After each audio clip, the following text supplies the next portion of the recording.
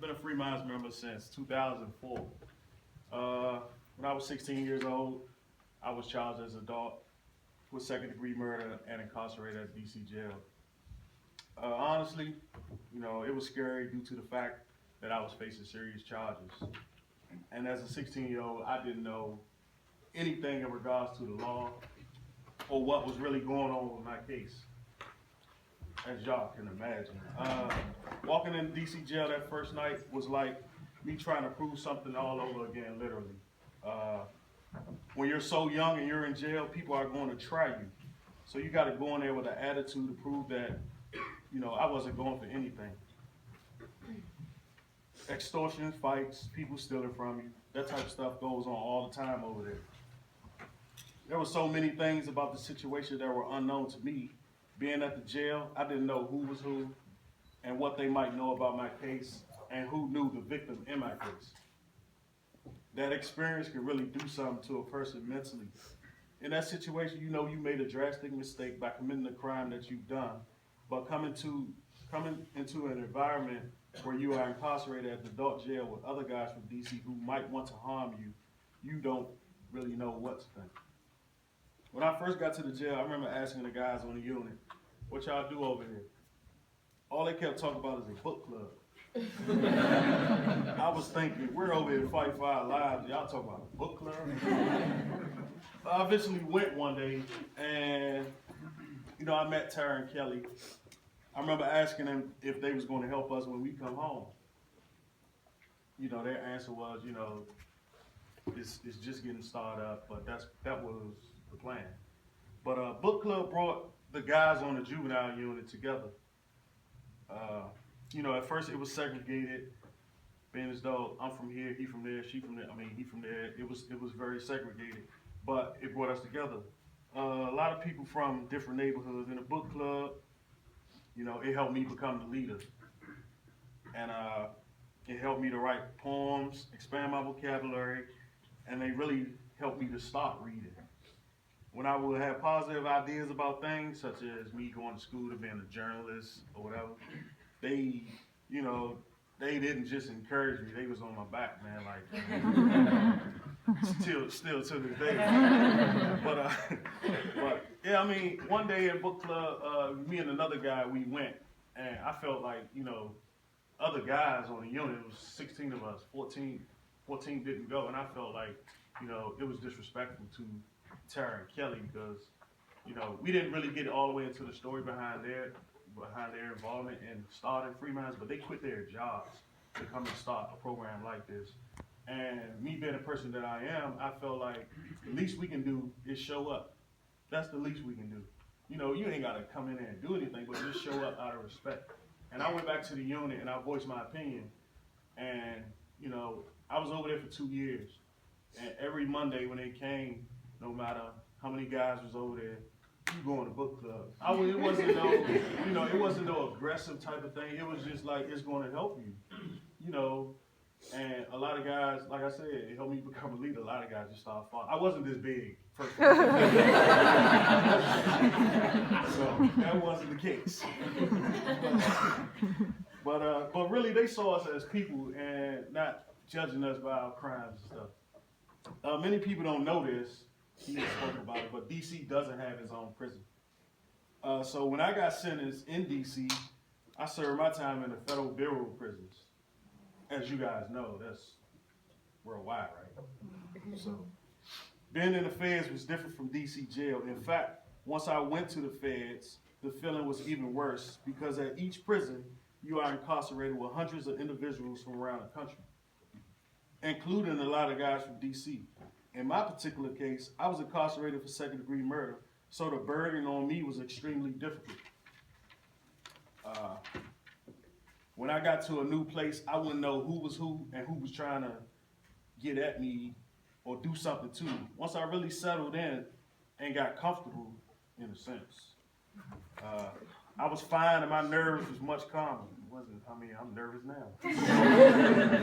But speaking from my experience, every time I transferred to a new institution, there was a period of time at first when I had the same anxious feeling, coming from not being familiar with everyone there and not knowing who might be a threat to me. Each time it was just as difficult and stressful until I got settled. My very first time in solitary confinement, everybody knows what solitary confinement is, right? My very first time in solitary confinement was when I was at DC jail at the age of 16. And it was something to really brag about at that time because you was looked upon as a badass. Now back to what I was saying, I wasn't this big. But by the other guys on the unit, looking back on it, it was kid stuff. Honestly, solitary confinement is nowhere a human being would want to be. I gotta stress that. Nowhere a human being wants to be. In 2014, the chief of corrections in Colorado, anybody familiar with it? Oh, this is something new? I'm bringing something new to Harvard?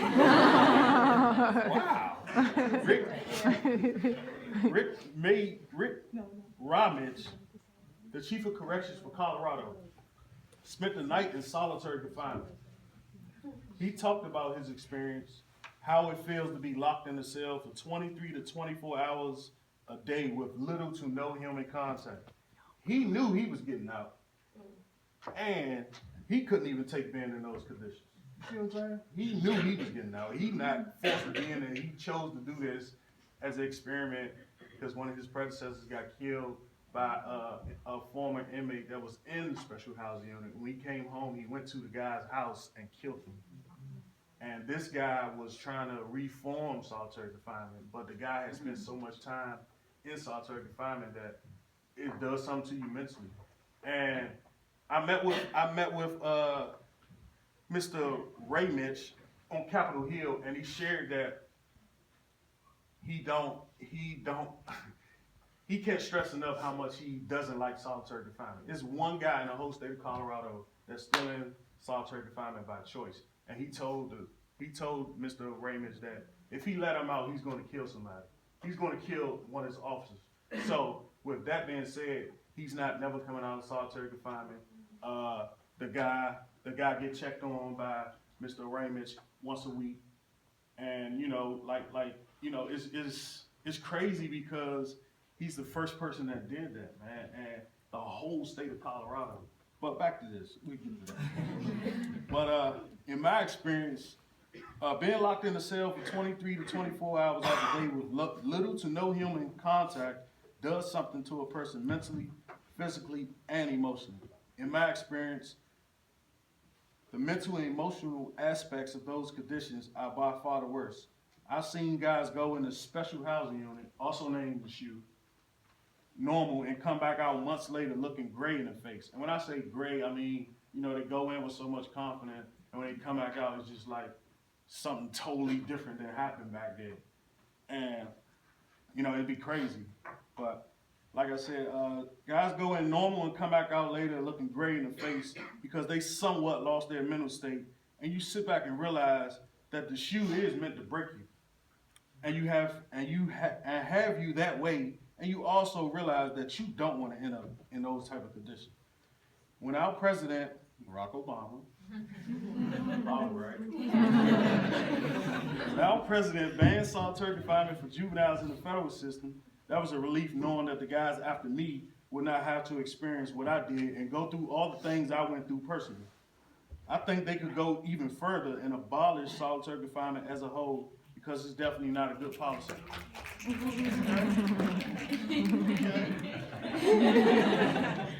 Getting somewhere, huh? But during my 10 years in incarceration, I served time at 5 different prisons. One prison I went to twice. Different story. The 5 prisons were FCI Cumberland, which was 2.5 hours away from DC, which was a relief to me. Then I went to Rivers Correctional Institution in North Carolina. It's a privately run prison that contracts with the Bureau of Prison. That's a different story. I went to that prison twice. After I left Rivers, I got sent to FCI Manchester, which is in Kentucky. And let me tell you this, man. They blew out a mountain up there. I'm telling you, literally, they just put this place like right in the middle. Like how this paper is, they just put the place right there. It's crazy. But, I mean, you get so used to seeing stuff like that it's crazy. And, you go to these little towns and stuff like, man, they got a federal prison here. But anyway, after I left Manchester, Kentucky, I got sent back to Rivers. Different story. And the reason why, and let me explain this, the reason why I was shipped so much, okay, when I left DC jail, my security level was a medium, which is FCI, Federal Correctional Institution. I went to a medium. I did 18 months at Cumberland, and my security points went down to a low, and I ended up at Rivers. Rivers was like, you know, it was the worst. Well, one of the worst to me. And, you know, I was 19 years old. At the time, I didn't have a care in the world. I didn't have a GED. I didn't have a brain to think with. And I didn't want to be there. But when I went to FCI Manchester, you know, I think, you know, I turned 21. And on my 21st birthday, you know, I like sharing this, man, because it's crazy. But I got my GED. I ended up getting my GED at Rivers. And when I turned 21, I had spent 5 years in jail. The only thing I had to show for was a GED. No trades, no nothing, just a GED. And all I kept telling dudes, man, the judge told me go in there and get a GED and bring my ass home. That's it. But, you know, I realized, like, it's not a game in society now. I mean, you can't just go out here and people just going to hand you stuff. You got to work for what you want. And I started my change process May 13, 2009, and I'm still going through it today.